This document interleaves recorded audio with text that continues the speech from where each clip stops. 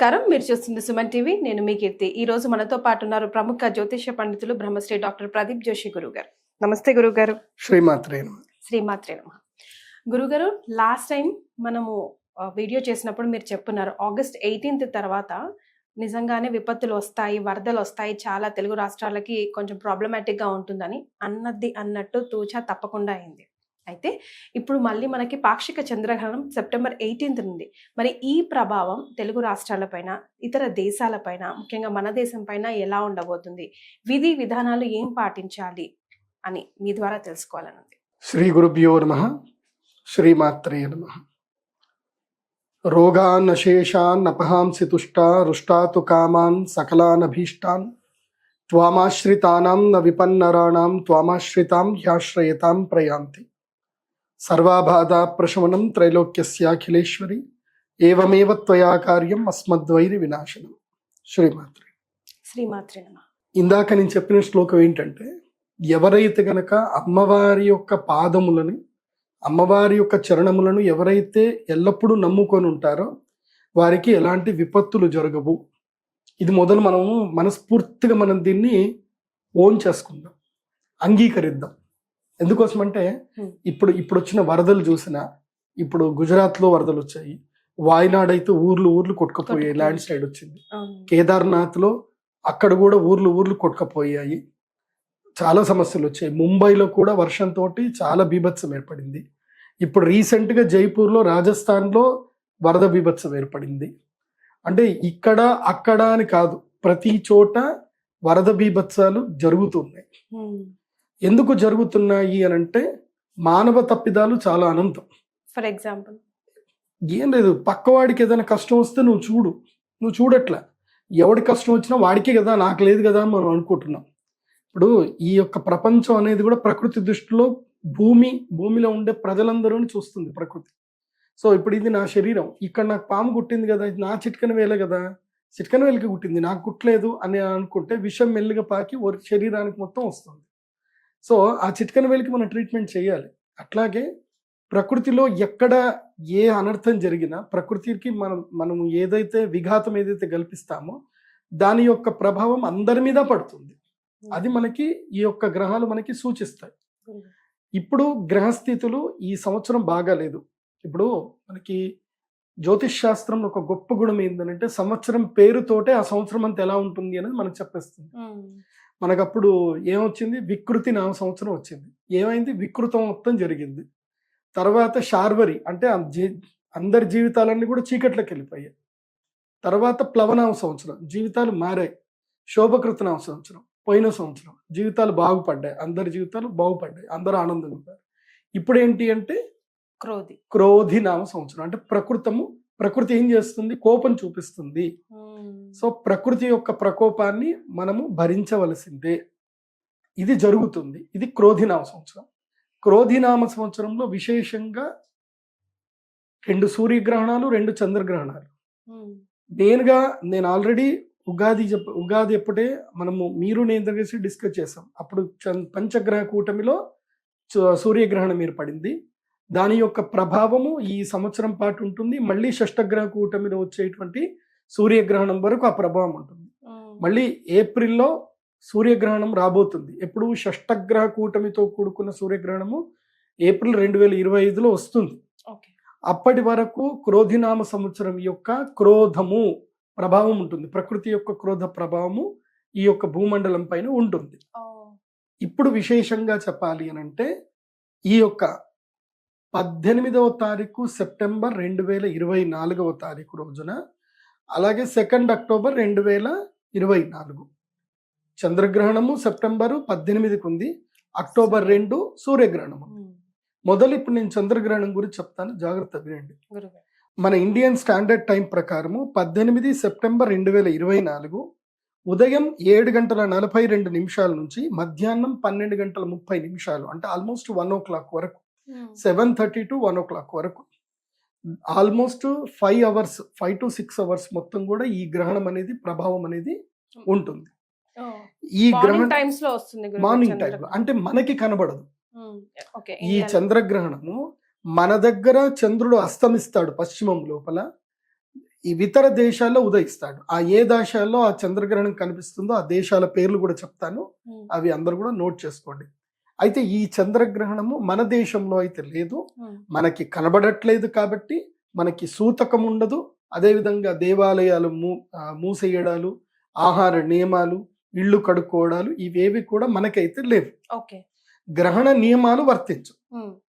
అయితే ఈ గ్రహణ నియమాలు వర్తించవు, కానీ గ్రహణం వల్ల గ్రహ ప్రభావం అయితే రాశుల మీద ప్రభావం అయితే తప్పకుండా ఉంటుంది.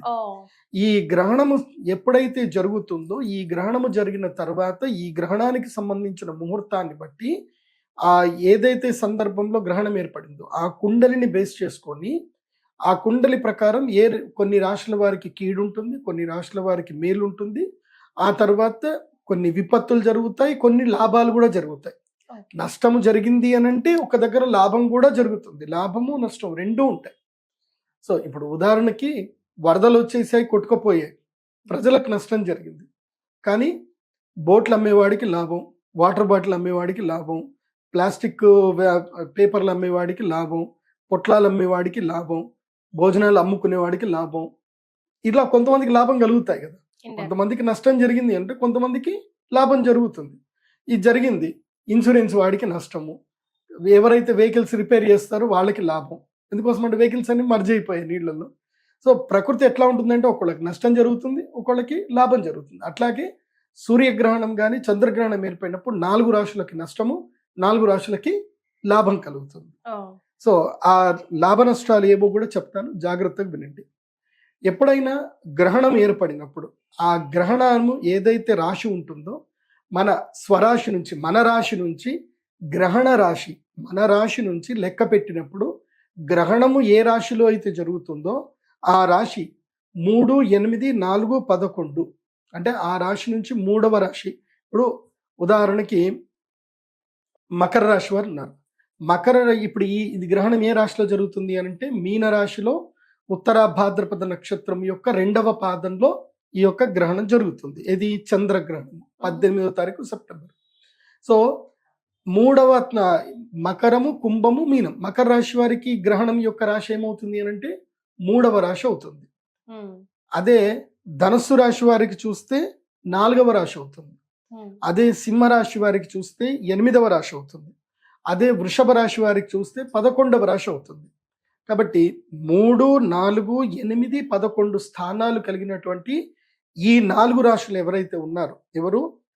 మకరము, ధనస్సు, సింహము, తర్వాత వృషభ రాశి.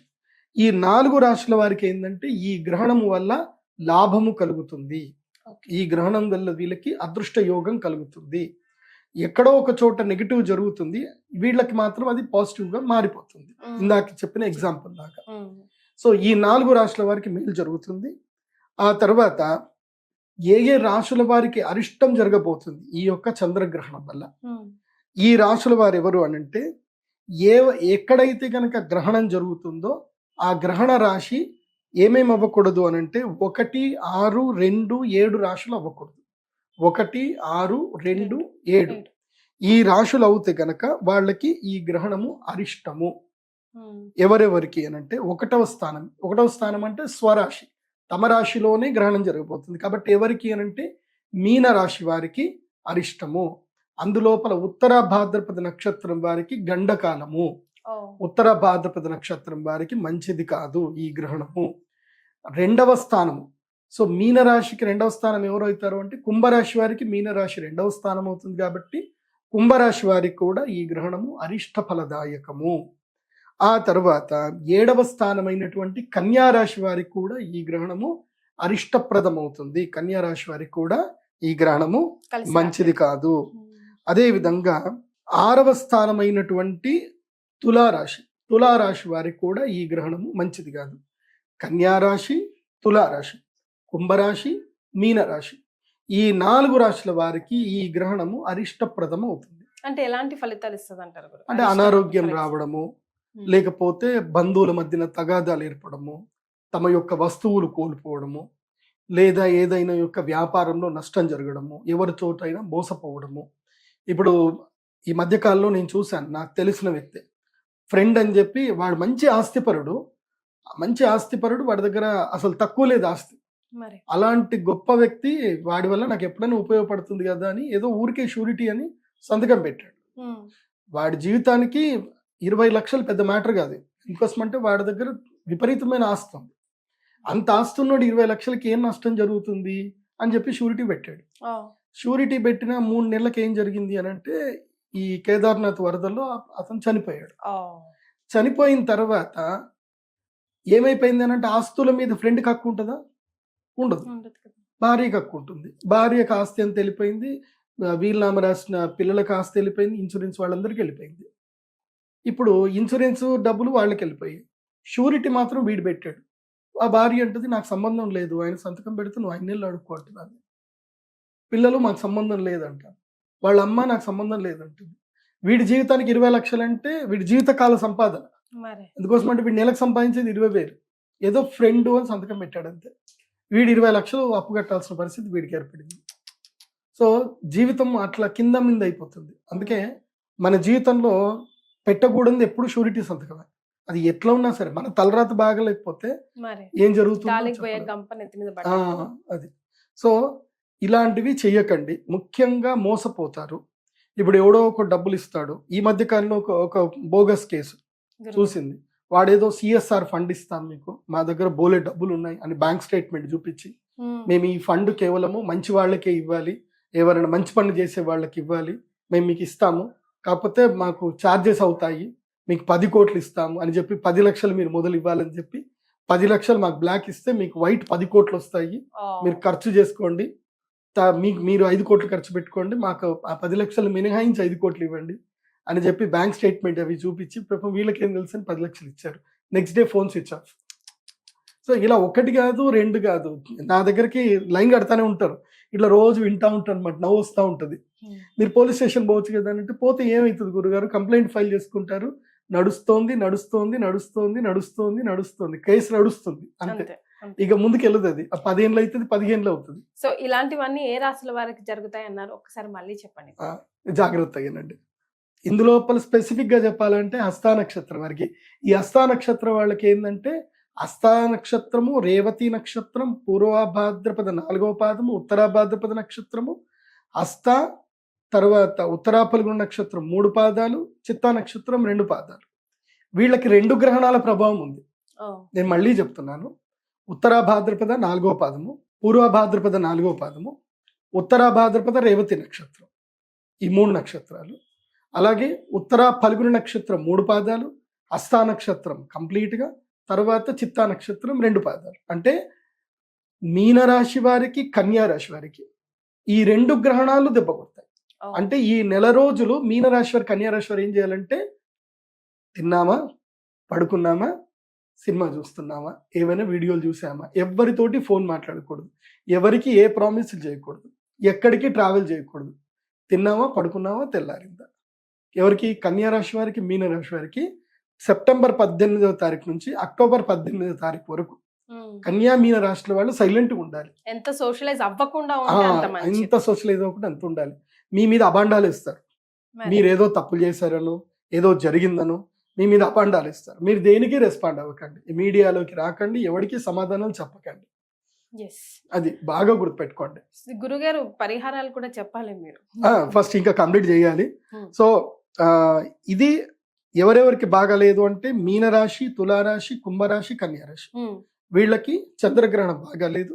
మీన కన్యా రాశి వారికి సూర్య చంద్రగ్రహణాలు 2 కలిపి బాగాలేవు. అది ఎట్లా మళ్ళీ సూర్యగ్రహణం వీడియో చేస్తాం, అది కూడా చెప్తాను. yes. సో ఈ చంద్రగ్రహణంలో మీడియం ఎవరికి ఉంది అని అంటే, వృశ్చిక, కర్కాటక, మిథున, మేష వీళ్ళకి మీడియం ఉంది. వీళ్ళు కనుక బ్యాడ్ రాశి వాళ్ళతో కలుస్తుంటే వాళ్ళకి బ్యాడ్ జరుగుతుంది, ఓ, మంచి రాశి వాళ్ళతో కలుస్తుంటే మంచి జరుగుతుంది. ఉమ్, అంటే ఎవరు? వృశ్చిక, కర్క, మిథున, మేష వాళ్ళు మీన, తుల, కుంభ, కన్యా రాశి వాళ్ళతోటి ఎలాంటి సహవాసం చేయకూడదు ఈ నెల రోజులు, సెప్టెంబర్ 18 నుంచి అక్టోబర్ 18 వరకు. వరకు. సహవాసం చేస్తే వాళ్ళ ఎఫెక్ట్ వీళ్ళకి పడుతుంది. Oh. So if you are being with good people you will get the good Good result. So good people అంటే అర్థం కాదు ఇక్కడ, గుడ్ జోడాక్ సైన్స్. ఎవరికైతే శుభ ఫలితాలని ఆ రాష్ట్రం వాళ్ళు, ఆల్రెడీ నేను ఎడిటర్ గారికి చెప్పాను ఇక్కడ వేయమని చెప్పేసి. ఇక్కడ శుభ ఫలితాలు ఏ రాష్ట్రం వారికి ఉన్నాయి, మధ్యమ ఫలితాలు, తర్వాత అధమ ఫలితాలు ఏ రాష్ట్రం వాళ్ళకి ఉన్నాయి చెప్తుంది. గ్రహణం జరుగుతుంది ఉత్తర భాద్రపద నక్షత్రం యొక్క రెండవ పాదం నుంచి మూడవ పాదంలో ఈ గ్రహణం జరిగే అవకాశాలు. ఉమ్, ఇక విషయానికి వస్తే ఈ గ్రహణం యొక్క ప్రభావం వల్ల ఏమేమి నష్టాలు రాబోతున్నాయి, ఆన్ ది హోల్. ఇవి బాగా మనం గుర్తుపెట్టుకోవాలి. ఎందుకోసమంటే నేను రాశి ఫలాలు చూసి, రాశుల యొక్క గ్రహ తీరు చూసి నేను ఏదైతే చెప్పానో అవన్నీ కూడా జరిగాయి. ఎస్. నేను అమ్మవారికి ప్రార్థన చేసేది ఏంటంటే, అమ్మ ఈ యొక్క చెప్పే వాక్కు సత్యం, ఏదైతే శక్తి నాకు అమ్మవారి ఇస్తుందో అది వాక్కు సత్యమైనను కూడా దానికి సంబంధించిన నష్ట ప్రభావం ఏదైతుందో అది జరగకుండా చూడు తల్లి అని నేను ఎప్పుడూ అమ్మవారిని ప్రార్థన చేస్తాను. ఎందుకోసమంటే జ్యోతిష్ శాస్త్రం అనేది అద్దం లాంటిది. అది మనకి భవిష్యత్తు ఏం జరుగుతుందో మనకి చూపిస్తుంది. నువ్వు దాన్ని మేకప్ చేసుకున్నావా, మేక్ ఓవర్ చేసుకొని తప్పించుకోవడానికి ప్రయత్నం చేసావంటే నువ్వు బాగుంటావు. లేదు అని అంటే ప్రకృతి విపత్తు ఎట్లా ఎత్తుకుపోవాలో అట్లా ఎత్తుకొని పోతుంది. నేను ఆల్రెడీ ఆగస్టు 18కి తర్వాత విపత్తులు వస్తాయి, లంక గ్రామాలు మొత్తం కూడా ఖాళీ చేసేసుకోండి, కృష్ణ గోదావరి ముంపు ఏర్పడుతుంది అని చెప్పాను. అవును గురుగారు. నేను చెప్పింది ఎవడూ పట్టించుకోవాలి. సరే, ఎందుకోసం అంటే పట్టించుకుంటే ఏమొస్తుంది, ఒకళ్ళు జరగలేదని అంటే అన్నట్టుగా ఉంటారు. మరి సో అది ఎవరి విచక్షణ వాళ్ళకి. ఎందుకోసం అంటే దైవం విధిని ఎవడు కూడా కర్మానుసారం ఎవరు చేయలేరు. ఇప్పుడు నేను చెప్పేది ఏంటంటే, ఈ రాశి ఇది మెయిన్గా మీన రాశిలో సంభవిస్తుంది. మీన రాశిలో చంద్రగ్రహణం అంటే మీన రాశిలో చంద్రుడు రాహువు కలిసి ఉన్నారు. చంద్రరాహువులు కలిసి ఉన్నప్పుడు మీన రాశిలో గనక సంభవిస్తే ఏం జరుగుతుందంటే, మీనం అంటే ఏంటి, చేపలు, ఫిష్. ఈ యొక్క జలము పైన ఈ గ్రహణ ప్రభావం ఎక్కువగా ఉంటుంది. జలము పైన అంటే ఇంకేంటి, ఇప్పుడు జల ప్రళయాలు సంభవిస్తాయి అని అర్థం. ముఖ్యంగా సునామీలు ఏర్పడతాయి, అదేవిధంగా వరదలు ఇంకా బీభత్సంగా వరదలు అవుతాయి, చెరువులకి గండు పడతాయి, గ్రామాలు మునిగిపోతాయి. అది జరుగుతుంది. అది కాకుండా ఈ యొక్క మత్స్య సంపద మొత్తం కూడా నాశనం అవుతుంది. గురుగారు, ఇక్కడ ఒక చిన్న ప్రశ్న. అంటే మన దేశంలో కనిపించట్లేదు అన్నారు కదా, మరి ఇంకే దేశాల్లో కనిపిస్తుంది? ఈ మీరు చెప్పిన ప్రభావాలు స్టిల్ మన దేశంలో కనిపించకపోయినా మనం దాన్ని భరించాల్సిందేనా? సో గ్రహణ ప్రభావం మన దేశంలో కనబడకపోయినా గ్రహస్థితి అనేది ఏదైతే ఉంటుందో అది యావత్ భూమండలానికి వర్తిస్తుంది. సో ఆ గ్రహస్థితి ప్రభావము అంటే గ్రహణం యొక్క ప్రభావం మన దేశం పైన 25% అయితే ఉంటుంది. సో ఆ 25% కూడా మనకి కొంచెం విపత్తు వచ్చిన విపత్తే కదా. కాబట్టి ఇక్కడ నేను చెప్పినట్టుగా ఈ గ్రహణ ప్రభావము ముఖ్యంగా కర్నూలు, తుంగభద్ర నదీ తీర ప్రాంతం వాసులకు, అదేవిధంగా సముద్ర తీర ప్రాంత వాసులైనటువంటి విశాఖ, కాకినాడ, తర్వాత విజయనగరము అటు సైడ్ వాళ్ళకి, కోస్తా తీర వాసులకు, అదేవిధంగా వెస్టర్న్ ఘాట్స్లో ఉండేటువంటి వారికి, వెస్టర్న్ ఘాట్స్ ఏదైతే కనుక నదీ పరివాహక ప్రాంతాలు కానీ తర్వాత కొండ ప్రాంతంలో ఉండేటువంటి వాళ్ళకి, వెస్టర్న్ ఘాట్స్ అంటే కేరళ, తమిళనాడు, కర్ణాటక, మహారాష్ట్ర మొత్తం 3 వస్తాయి. సో వెస్టర్న్ ఘాట్స్లో కూడా ల్యాండ్ స్లైడ్స్ వచ్చే అవకాశం ఉంటుంది. సో ఈ యొక్క గ్రహణం యొక్క ప్రభావము అక్టోబర్ 18వ తారీఖు వరకు ఉంటుంది. ఇందులోపలనే భూకంపాలు కూడా వచ్చే అవకాశం ఉంటుంది, ల్యాండ్ స్లైడింగ్స్ వచ్చే అవకాశాలు కూడా కనిపిస్తున్నాయి. సో ఇవి గ్రహణం యొక్క ప్రకృతి విపత్తులు, అంటే సామూహికంగా అందరికి వచ్చేటువంటి గ్రహణ ప్రభావాలు. మరి ఈ గ్రహణ ప్రభావానికి రెమెడీ ఏమిటి, పరిష్కారాలు ఏం చేసుకోవాలి అని అంటే, దైవధ్యానం తప్పకుండా చేసుకోండి. ఇంట్లో ఉండండి, దైవధ్యానం చేసుకోండి. ఈ గ్రహణము జలము పైన గండంగా వస్తుంది కాబట్టి నదీ పరివాహక ప్రాంతాలకు వెళ్ళకండి. తర్వాత విహారయాత్రలకి, నదుల్లో విహారయాత్రలు, స్పీడ్ బోటింగ్ అని చెప్పి వాటికి కూడా వెళ్ళకండి. అదేవిధంగా మేము అన్ని ప్రికాషన్ తీసుకున్నామండి అన్నీ అనుకున్న వేస్ట్. ఎందుకోసం అంటే మొన్న ఈ మధ్యలోనే ఈ యొక్క నల్గొండ దగ్గర ఒక చిన్న నల్గొండ అంట నంద్యాల దగ్గర ఒక పెద్ద పోలీస్ ఆఫీసర్ వాళ్ళ పిల్లలే విహారయాత్రకని వెళ్ళారు బోట్లో. లైఫ్ జాకెట్ వేసుకున్నారు, అన్ని వేసుకున్నారు. వాళ్ళ దురదృష్టం ఏందనంటే లైఫ్ జాకెట్ వల్లనే వాళ్ళు చనిపోయారు. అది ఎందుకోసం అంటే ఆ బోటు తిరగబడిన బోటు వాళ్ళ మీదే పడింది. సో ఆ బోట్లో నుంచి వీళ్ళు బయటకు రావాలంటే మునిగి బోట్లో నుంచి బయటకు రావాలి. వీళ్ళు మునుగుదామంటే లైఫ్ జాకెట్ మునగడానికి ఛాన్స్ ఇవ్వట్లే. సో ఆ బోట్ బరువు వెళ్ళిపోయి వీళ్ళు లోపల మునిగిపోయారు. సో వాళ్ళు బయటకు రాలేకపోయారు. ఇది ప్రెషర్ ఏమో పైకి కొడుతుంది, బోట్ ఏమో పైకి ప్రెషర్ ఇస్తుంది. సో అకస్మాత్తుగా అక్కడ చనిపోయారు. ఇంకా సో మరణం అనేది, మృత్యుగండం దీనిపైన ఉంది అన్నప్పుడు అది జరిగిపోతుంది. అక్టోబర్ 18వ తారీఖు వరకు గండ పురుషుడు భూమిపైన సంచారం చేస్తాడు. అందులోపల జలము పైన సంచారం చేస్తాడు, తదుపరి అగ్ని పైన సంచారం చేస్తాడు. అంటే విద్యుత్ ఆఘాతాలు బాగా జరిగే అవకాశం ఉంటుంది. కాబట్టి విద్యుత్ అధికారులు కూడా చాలా అప్రమత్తంగా ఉండండి. అండ్ ప్రజలు కూడా చెప్పేది ఏంటంటే, మీరు విద్యుత్ అధికారులని కోప్పడకండి, తిట్టకండి వాళ్ళని. వాళ్ళు కరెంటు తీశారు అని అంటే మన మంచి కోసమే తీశారు అని అర్థం చేసుకోండి. ఏదో సీరియల్ మిస్ అయిపోతున్నామో, క్రికెట్ మిస్ అయిపోతున్నాం అనుకుంటాం కానీ అక్కడ లైఫ్లు మిస్ అయిపోతాయి. ఎందుకోసం అంటే ఎక్కడైనా ఒక తీగ నీటిలో తెగిపడిందంటే ఎర్త్ సరిగ్గా లేకపోతే ఇంకా అందరి ప్రాణాలు ఎగిరిపోతాయి. సో ఆ విషయంలో జాగ్రత్తగా ఉండండి. ఇక పరిష్కార విషయానికి వస్తే గ్రహణం అనేటువంటిది చాలా అద్భుతమైన సమయం. ఎవరెవరి జాతకంలో అయితే గనక చంద్రుడు రాహువు కలిసి ఉన్న, చంద్రుడు కేతు కలిసి ఉన్న వాళ్ళకి జీవితము లోపల ఏవి కూడా ఫుల్ఫిల్గా దొరకవు, సాటిస్ఫాక్షన్గా వాళ్ళ జీవితం ఉండదు, మనస్సు తృప్తిగా ఉండదు, మనస్సు ఎప్పుడు చంచలంగా ఉంటుంది, తర్వాత జ్ఞాపక శక్తి తక్కువగా ఉంటుంది, తర్వాత శరీరంలో ఎప్పుడు కూడా అనారోగ్యాలు ఉంటాయి. ఏవి? చంద్రకేతువు, చంద్ర రాహువు ఇవి కలిసి ఉంటాయి. చంద్రకేతువు జాతకంలో ఎవరికైతే కలిసి ఉంటుందో వాళ్ళకి విపరీతమైన అనుమానం ఉంటుంది, విపరీతమైన ఆలోచన. ఎప్పుడు పడుకున్నా, లేచినా, కూర్చున్నా ఎప్పుడు ఆలోచనే ఉంటుంది వాళ్ళకి. తీరా చేస్తే ఒరిగేది ఏముండదు, కానీ ఆలోచిస్తూనే ఉంటారు. ఏదో ఆలోచన, ఎవరినో తిడుతూ ఉంటారు, ఎవరి మీదనో నోటిఫై చేస్తూ ఉంటారు. ఇప్పుడు ఇంట్లో వాళ్ళని, ఇప్పుడు వాళ్ళ భార్య ఎంత చేస్తున్నా వాళ్ళని తిడుతూనే ఉంటారు, అది కరెక్ట్ చేయట్లేదు, ఇది కరెక్ట్ చేయట్లేదు, ఇట్లా అంటూనే ఉంటారు. అది చంద్రకేతు ప్రభావం. చంద్ర రాహు ప్రభావం ఎలా ఉంటుంది అని అంటే, ఎన్ని టాబ్లెట్లు వేసుకోండి, ఎంత యోగా చేయండి, ఏమీ చేయండి, అనారోగ్యం అట్లాగే కంటిన్యూ అవుతూ ఉంటుంది. అయితే డైజెషన్ ఇష్యూ ఉంటుంది, లేకపోతే స్కిన్ ఎలర్జీ ఇష్యూ ఉంటుంది, లేకపోతే ఎండోక్రైనికల్ గ్లాండ్స్ ఇష్యూస్ ఉంటాయి. ఇవన్నీ కూడా చంద్రరాహు యుతిలో చంద్రకేతు వల్ల. మెయిన్గా ఇంకోటి ఏంటంటే జ్ఞాపక శక్తి సరిగ్గా లేకపోవడం, మితిమీరిన ఆలోచనలు ఎక్కువగా ఉండడం, పిచ్చి వెర్రి, ఇవి కూడా చంద్రకేతు యుతి చంద్రరాహు యుతి వల్లనే జరుగుతాయి. ఇంకోటి, ఎవరైతే గనక ఇది చాలా జాగ్రత్త వినండి, ఎవరైతే గనక పిల్లలు గ్రహణం సమయంలో, అంటే ఇప్పుడు ఈ సెప్టెంబర్ 17, 18కేమో చంద్రగ్రహణం ఉంది, అక్టోబర్ 2కేమో సూర్యగ్రహణం ఉంది. ఎప్పుడు గుర్తుపెట్టుకోండి, చంద్రగ్రహణము సూర్యగ్రహణం ఇవి రెండు కూడా అయింది అని అంటే కలిసే వస్తాయి. అంటే 15 రోజుల గ్యాప్లోనే వస్తాయి తప్పకుండా. ఇటు సూర్యగ్రహణం వచ్చింది అని అంటే తర్వాత చంద్రగ్రహణం పక్కా గ్యారంటీకి వస్తుంది. సో అందులో ఒక డౌట్ లేదు. ఈ మధ్య కాలంలో ఎవరైనా పుడితే దీన్ని సంధి కాలము అంటారు, గ్రహణ సంధి కాలము అంటారు, దీన్ని గ్రహణ వేద కాలం అని కూడా అంటారు. ఎవరైతే ఈ గ్రహణ వేద కాలంలో పుడతారో వాళ్ళ జీవితంలో వాళ్ళకి అదృష్టం రాదు, వాళ్ళ జీవితంలో ఏ పనికి వెళ్ళినా వాళ్ళకి విఘ్నాలు జరుగుతూనే ఉంటాయి, జీవితంలో ఆనందం అనేది దొరకదు, ఏదో ఒక మూలకంగా వాళ్ళకి ఏదో ఒక వెలుతు వస్తుంది. అయితే కుటుంబ జీవితం బాగుండదు, లేదా ఆరోగ్య జీవితం బాగుండదు, లేకపోతే ఫినాన్షియల్ సపోర్ట్స్ ఉండవు, లేకపోతే ఇల్లు దొరకదు, లేదంటే వాహన గండాలు ఏవో జరుగుతూ ఉంటాయి. ఇలాంటి ఇబ్బందులు ఈ గ్రహణ వేదలు పుట్టినటువంటి వాళ్ళకు ఉంటాయి. సో మీరు ఏ డేట్ ఆఫ్ బర్త్ పుట్టారు మీరు ఒకటి గుర్తుపెట్టుకోండి, మీ date of birth, time, place రాసుకోండి, మీ డేట్ రాసుకొని pradeepjoshi.com వెబ్సైట్కి విజిట్ అయ్యి మీ యొక్క హోరోస్కోప్ని ఆర్డర్ చేసుకోండి. మీకు కుండలి వస్తుంది. ఆ కుండలి లోపల మీరు చూసుకోవాలి, లగ్న కుండలి, జన్మ లగ్న కుండలి అని టైటిల్ వస్తుంది.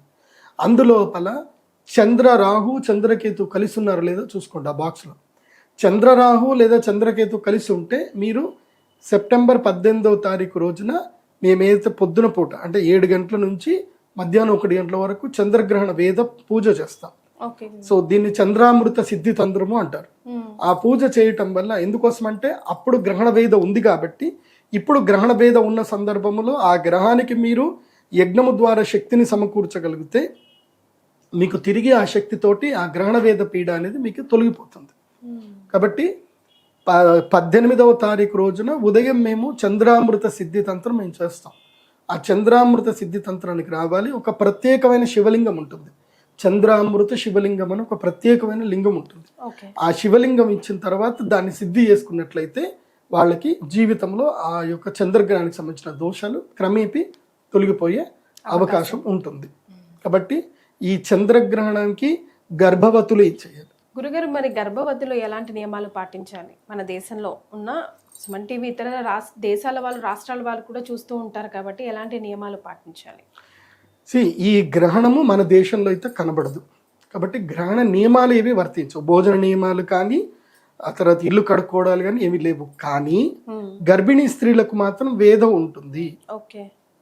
మూడవ నెల నుంచి ప్రారంభం చేసుకొని 9వ నెల వరకు గర్భిణీ స్త్రీలకు వేద విపరీతంగా ఉంటుంది. ఓకే. 1వ నెల వాళ్ళకు కూడా ఉంటుంది కానీ అంత ఎఫెక్టివ్గా ఉండదు.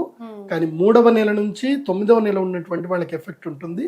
కానీ నేను చెప్తున్నది ఏంటంటే కన్సీవ్ అయ్యారు, ప్రెగ్నెన్సీ కన్ఫర్మ్ అయ్యింది అని తెలిసిన ప్రతి ఒక్క స్త్రీమూర్తి ఈ యొక్క ఇంట్లోనే ఉండండి. 18వ తారీఖు రోజున మీరు 18వ తారీఖు అంటే ఇంకా 10వ రాత్రి పడుకున్నారు అంటే 18వ తారీఖు మధ్యాహ్నం 2 గంటల వరకు పడుకోండి కంటిన్యూగా.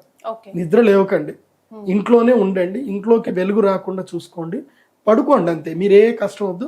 కాకపోతే ఆహార నియమాలు ఏమీ లేవు, కమ్మగా తినొచ్చు, ఏదైనా తినొచ్చు, ఏదైనా చేయొచ్చు. ఎక్కువగా ఎక్స్పోజ్ అవ్వకండి, బయటకు రాకండి. ప్లస్ నాన్ వెజ్ తినకండి. ఓకే. ఈ రోజు మాత్రం నాన్ వెజ్ తినకండి, గుడ్డు కానీ నాన్ వెజ్ కానీ తినకండి. పాల పదార్థాలు అవాయిడ్ చేయండి. మామూలుగా ఫ్రూట్స్ తినండి, అన్నం తినండి, ఏవైనా తినండి, బయటకు రాకండి. మంచినీళ్ళు తాగుతున్న కృష్ణ మంత్రం చదువుకోండి. నమో నారాయణాయ లేదా నమశివాయ అనే మంత్రం చదువుకోండి. ఓంకారం చదవకూడదు గర్భిణీ స్త్రీలు. లేదా అన్నిటికన్నా అద్భుతమైన దివ్య మంత్రము శ్రీమాత్రే నమః. శ్రీమాత్రే నమః అని మనసులో జపం చేసుకుంటూ ఉండండి. ఫోన్లు దూరంగా పెట్టండి, రేడియేషన్కి ఫోన్లు దూరంగా పెట్టండి. టీవీలు చూడకండి, చక్కగా పడుకోండి, ఒకవైపు తిరిగి పడుకోండి. మంచి పుస్తకాలు చదవండి. ఎవరైనా మీ ఫ్రెండ్స్ తోటి కదని ఉంటే మంచి దైవ చింతన చేయండి. లేదంటే మన సుమన్ టీవీలో నా ఎన్నో వీడియోలు ఉన్నాయి, చాగంటి కోటేశ్వరరావు గారి వీడియోలు ఉన్నాయి. శ్రీమద్ భాగవత ప్రవచనాలు వినండి, సామయుధం షణ్ముఖ శర్మ గారివి, ఇంకా చాలామంది మహానుభావులు చెప్పారు. మంచి మంచి కథలు వినండి, దైవ కథలు వినండి. సో అవాయిడ్ చేయండి. అతిగా నవ్వకూడదు, అతిగా వాగకూడదు. సో ఏది అతి చేయకండి, ఇంట్లో ఉంటే సరిపోతుంది. ప్లెజెంట్ గా రెస్ట్ తీసుకొని మంచి మాటలు, మంచి పుస్తకాలు చదివితే సరిపోతుంది. గురుగారు, ఏ దేశాల వారికి వస్తుంది? సో ఈ చంద్రగ్రహణం మన భారతదేశంలో అయితే కనపడదు. సో సదరన్ ఏషియాలో, అదేవిధంగా అమెరికాలో, అదేవిధంగా యూరోప్లో ఈ గ్రహణం కనిపించే అవకాశం ఉంటుంది. ఈ గ్రహణ ప్రభావము ఆయా దేశాల్లో విపత్తులకు మాత్రం దారితీస్తుంది. ఆయా దేశాల్లో జలప్రళయాలు సంభవిస్తాయి, భూకంపాలు సంభవిస్తాయి. ఇక ఆయా దేశాల్లో కొన్ని పరివర్తనమైనటువంటి యోగాలు అయితే ఉంటాయి. ఇంకా ఆయా దేశాల వాళ్ళు చూసుకోవాలి. రైట్ గురుగారు, మరి ఆయా దేశాల్లో ఉన్న మన తెలుగు వాళ్ళ కోసం మీరు చెప్పే రెమెడీస్ గ్రహణ సమయంలో? నేను మీ అందరికీ చెప్పేది ఏంటంటే, మీరు అక్కడ రెమెడీ చేసుకుంటారో చేసుకోలేకపోతారు. ఎందుకోసమంటే అక్కడ అంతా పండితులు ఉండరు. కాబట్టి మీరు ఉన్నంతలోనే ఏ దేశంలో ఇది పెనంబ్రల్, ఇది సంపూర్ణ చంద్రగ్రహణం కూడా కాదు. ఇది కైండ్ ఆఫ్ బ్లడ్ మూన్ అంటారు. అంటే చంద్రుడు మనకి ఎర్రగా కనిపిస్తాడు. సో ఆ యొక్క భూమి యొక్క నీడ పార్షల్గా దాని మీద పడుతుంది. ఇది సంపూర్ణ చంద్రగ్రహణం కాదు, ఖగ్రాస చంద్రగ్రహణం కాదు, ఇది పెనంబ్రల్ చంద్రగ్రహణం అంటారు. సో చంద్రుడి పైన భూమి యొక్క ఛాయ పడుతుంది. కాబట్టి ఏం జరుగుతుంది అని అంటే కనుక, ఈ గ్రహణ ప్రభావం ఎక్కడైతే మన యొక్క సుమన్ టీవీ ఎక్కడికైనా పోతుంది, వరల్డ్ వైడ్గా వెళ్తుంది. కాబట్టి ఎవరైతే యూరోప్ కంట్రీలో, తర్వాత అమెరికాలో ఎవరైతే ఉన్నారో, మీ అందరికీ చెప్పేది ఏంటంటే, ఇంట్లోనే కూర్చొని జపం చేసుకోండి. పురుషులైతే కనుక ఓం నమ శివాయ, అదేవిధంగా ఓం నమో నారాయణాయ ఈ మంత్రం చదువుకోండి. లలితా సహస్రనామం చదవండి, విష్ణు సహస్రనామం చదువుకోండి. ఉన్నంతలో ధ్యానం చేసుకోండి, జపం చేసుకోండి. పిల్లలైతే కనుక ఏం చేయాలి అని అంటే, గ్రహణ సమయంలో ఇది బాగా గుర్తుపెట్టుకోండి, ట్రిక్ ఇది. గ్రహణ సమయంలో ఇది విలోమ కాల సర్ప యోగం అంటారు. ఇది బాగా గుర్తుపెట్టుకోండి. ఇది యూట్యూబ్ మీరు షార్ట్ చేసుకున్నా మంచిగా వెళ్ళిపోతుంది. ఇది జాగ్రత్త చెప్తానండి. మనకి ఏదైతే సబ్జెక్టు జీవితంలో కష్టతరమైందో రాదో, ఆ సబ్జెక్ట్ని గ్రహణ సమయంలో భగవంతునికి నివేదన చేస్తూ ఆ సబ్జెక్ట్ చదవాలి. చదివితే ఆ సబ్జెక్ట్ వచ్చేస్తుంది. నాకు మ్యాథమెటిక్స్ చాలా కష్టం. మా నాన్నగారు ఏం చెప్పారు అంటే, సూర్య సిద్ధాంతం నాకు రాదు, నేను ఫెయిల్ అయిపోయానంటే నువ్వు గ్రహణం సమయంలో చదువు, నీకు అది సిద్ధిస్తుంది అన్నాడు. నేను గ్రహణ సమయంలో సూర్య సిద్ధాంతం మొత్తం పారాయణం చేశాను. ఆ తర్వాత గ్రహలాఘవము అన్నీ బాగా వచ్చేసాయి నాకు. కాబట్టి మీకు కూడా చెప్పేది ఏంటంటే, మీకు ఫిజిక్స్ ప్రాబ్లం ఉన్నా, మ్యాథమెటిక్స్ ప్రాబ్లం ఉన్నా, ఏదైనా ఎగ్జామ్లో ఫెయిల్ అవుతున్నా, ఈ గ్రహణ సమయంలో చదువుకోండి, చదవండి. పిల్లలందరికీ చెప్పేది ఏంటంటే, విద్యార్థులు చదవండి, మీకు యోగిస్తుంది గ్రహణ. సో విన్నారు కదా, గురుగారు చెప్పింది తూచా తప్పకుండా పాటించండి, అంతా మంచి జరుగుతుంది. అంతే కదా గురుగారు? శ్రీమాత్రే నమః. శ్రీమాత్రే.